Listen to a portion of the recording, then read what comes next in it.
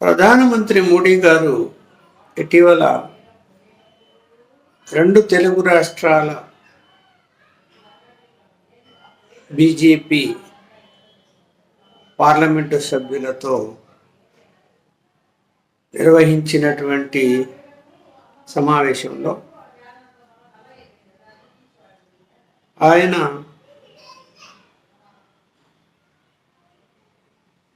ప్రత్యేకించి తెలంగాణలో పార్టీని బలోపేతం చేసే విషయంలో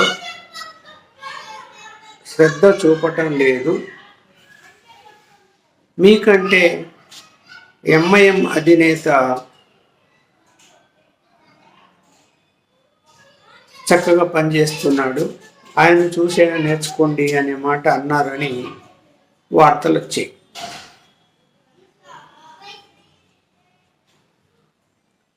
అసదుద్దీన్ ఓవైసీ పనితీరును బట్టి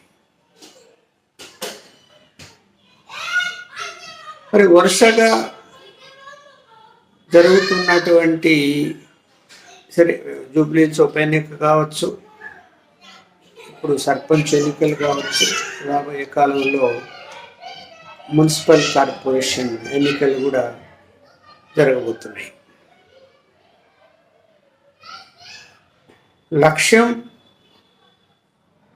2028లో జరిగేటువంటి అసెంబ్లీ ఎన్నికల్లో బీజేపీ తెలంగాణలో అధికారంలోకి రావాలి. ఈ లక్ష్యం మనకి ఇప్పుడే కాదు, 2023లో జరిగినప్పుడే ఎన్నికల ముందు పార్టీ అధికారంలోకి వస్తే వెనకబడిన వర్గాలకు చెందిన నాయకుడినే ముఖ్యమంత్రిని చేస్తాము అని చెప్పి ఓటర్లకు చెప్పారు, అంటే ప్రచారం కూడా చేశారు. సరే 8 సీట్లకు పరిమితం అయింది.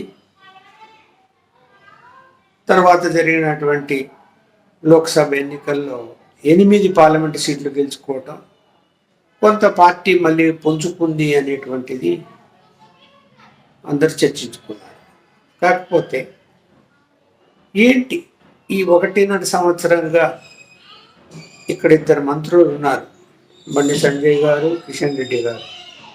ఇద్దరు బీజేపీ రాష్ట్ర అధ్యక్షులుగా పదవులు పొంది పనిచేసిన వారే, సీనియర్లు కూడా. మరి ఎందుకు వైఫల్యం చెందుతున్నారు? జూబ్లీ హిల్స్ అసెంబ్లీ ఉప ఎన్నికలో డిపాజిట్ కూడా రాని పరిస్థితి ఏంటి? మామూలుగా ఏం చెప్పుకుంటారు, గ్రామీణ ప్రాంతాల కంటే నగరాలలో బీజేపీకి పట్టు ఉంది అని చెప్పి ప్రచారం ఉంటుంది. అది ప్రత్యేకించి హైదరాబాద్లో ఇంకా పట్టు ఉంది అని. బట్ అసెంబ్లీ ఎన్నికలు ఏం జరిగింది? ఒక రాజాసింగ్ తప్ప నగరంలో అటు హైదరాబాద్ పార్లమెంటు పరిధిలో కానీ సికింద్రాబాద్ పార్లమెంటు పరిధిలో కానీ ఒక్కరు గెలవలేదు బీజేపీ నుంచి. అలాగే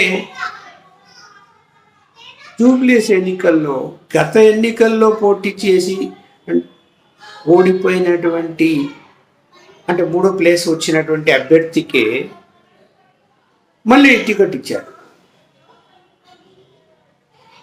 మరి అది ఏమి వ్యూహమో అది అతన్ని బలపరిచిన నాయకులే దానికి సమాధానం చెప్పాలి.